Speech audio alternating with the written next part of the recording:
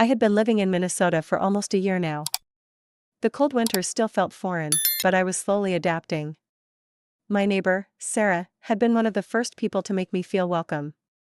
She was lively, warm, and always full of advice on how to survive life in this small American town.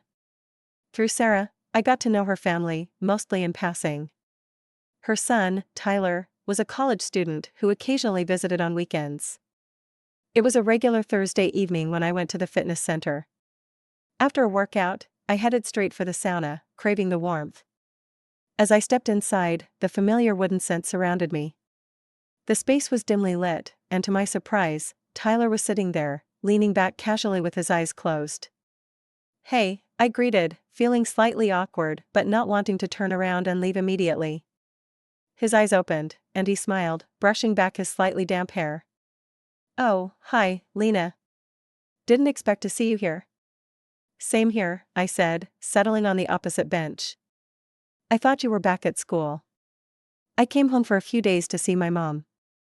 "Needed a break from everything," he said, his tone easy and casual. We chatted for a while, harmless topics about school, Sarah, and the cold weather. But as the conversation went on, I started to notice things I hadn't before. The way he held eye contact just a little too long, or how his smile lingered. Maybe it was just me imagining things, I thought. When I left the sauna that evening, I couldn't shake off a strange feeling. Tyler was just Sarah's son, a college kid.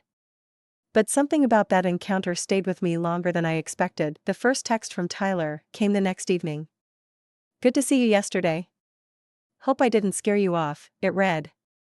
I hesitated before replying. "Not at all.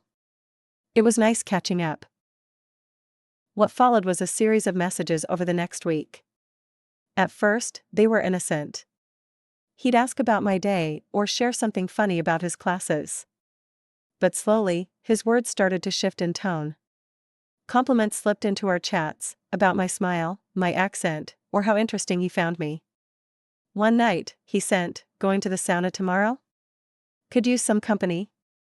I stared at the screen for a long time before replying, "Maybe." "What time?" The next evening, I found myself back at the fitness center. I told myself it was nothing, just two people talking. When I entered the sauna, Tyler was already there, leaning back in that same casual way. "Thought you weren't going to show," he said, his grin disarming. We started talking again, but this time the conversation felt different. Tyler's jokes were more suggestive, his gaze lingering. I felt my cheeks flush, not just from the heat of the room. At one point, he moved to sit across from me, closer than before. "You know," he said, his voice lower, "I've always thought you were different." "In a good way." I laughed nervously, unsure how to respond. The line between harmless conversation and something more had been blurred, and I wasn't sure how to handle it.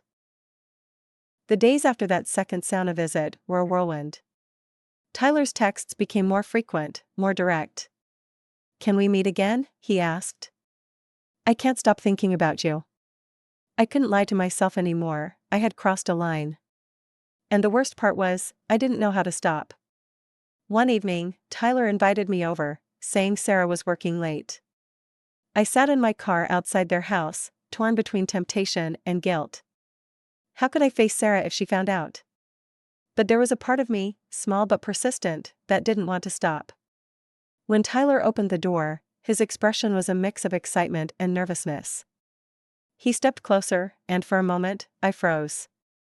"Tyler," I said, my voice trembling. "This isn't right." He didn't step back. Instead, he looked at me with a seriousness I hadn't seen before. "I know. But I don't care. Do you?" The question hung in the air, heavy and suffocating. In that moment, I realized I had a choice to make. I could walk away now, preserve what little integrity I had left, or step fully into something I couldn't take back. The story ends here, not because I don't know what happens next, but because the answer is different every time I think about it. Some choices stay with you forever, no matter what you decide.